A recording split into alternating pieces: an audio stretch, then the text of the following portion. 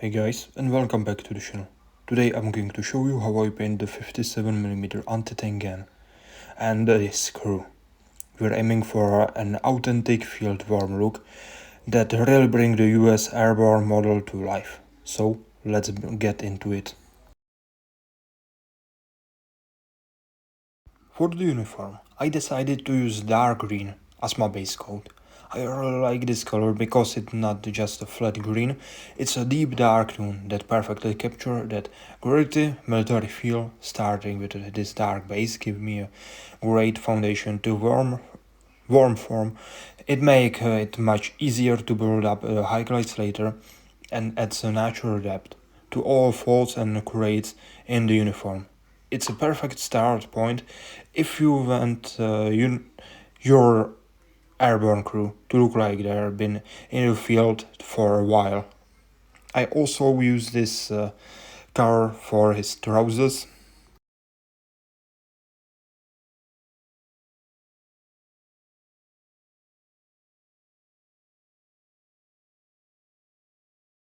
Once the base is done, I go with the lighter shades of olive wrap to pick up all the race's aura. By layering this lighter tone over the dark base, I can really define the folds and make them detail pop. It's a simple technique, but it's exactly what gives the uniform that realistic warm look and make the crew stand out on the tabletop.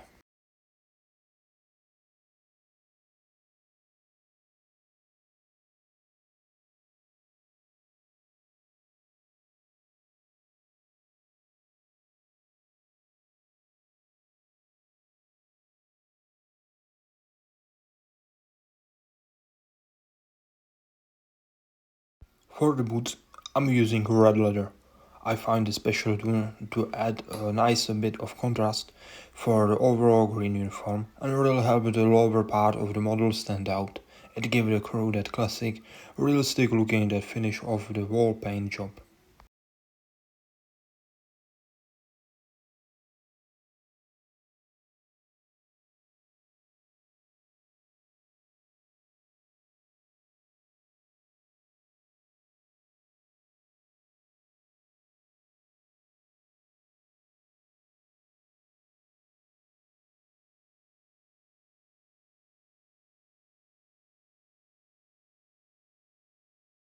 For the highlights, I'm using a mix of the olive drab and the sky grey. By applying this lighter color tone onto the race Sarah, I can really define the folds and add a realistic depth to the fabric. It's a simple technique that makes the detail pop and give the uniform natural worn-in look.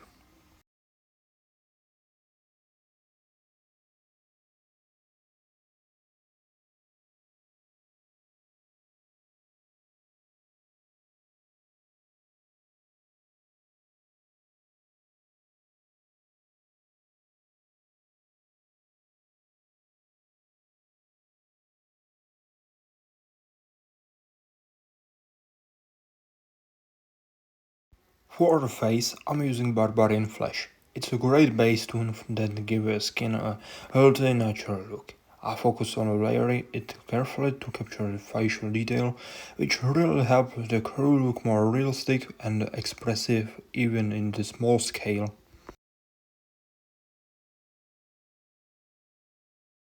For the highlights on the face and hands, I'm using a mix of opal skin and a barbarian flesh. This combination helped me build up the lighter aura and create more depth in the skin tone. It's subtle touch, but it really helped to define the future and bring the crew to life. For the equipment, I using khaki. It's a perfect tone to add some variability to gear and stand out nice against the green uniform, helping to break up the colors and make all small details pop. To bring everything together and add some depth, I'm using dark tone wash. I apply it over the entire model, which helps to settle into the recesses, shadows and add creases.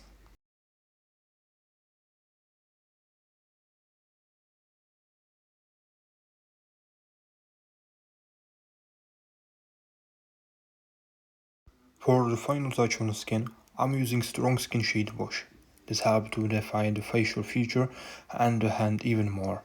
Sinking into the deep area to create a contrast, it will add the final bit of the depth and bring the skin tone to life. When it comes to the 57mm entity again itself, I really want to focus on getting that authentic regular look. I start by applying a solid base coat across the entire piece using 57mm as a canvas. I made sure to work to paint into all mechanical details, the shield and the carrier.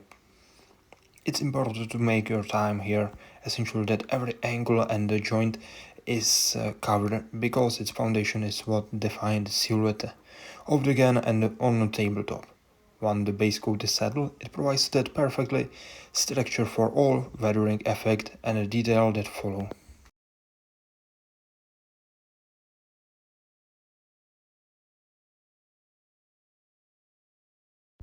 To really sell the look of a well-used piece of equipment, I'm using a sponge for the chipping effect. I apply a dark gray toned by dabbing the sponge carefully onto the edges and the area prone to heavy wear.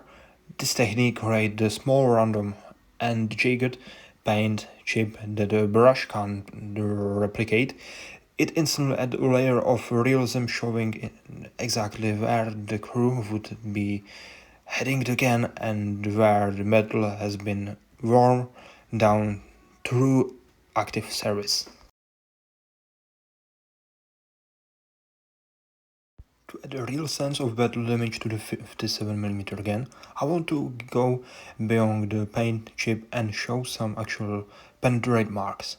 Using a small pin vise, a hand drill, I carefully drill a few shallow hole into the gun, shield and carrier. By varying the depth and angle of the holes, I could realistically simulate where a small caliber round or shapes have struck the metal.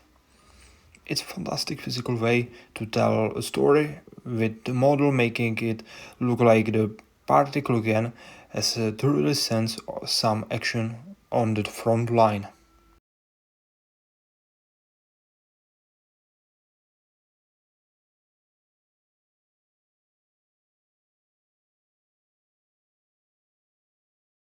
For a final wearing on a 57mm again, I'm using a black wash. I carefully work it into our rivets joint and around the damage mark. I made with a drill. This step is crucial because it adds the shadows to the mechanic details into making the whole stack look much more solid and better worn.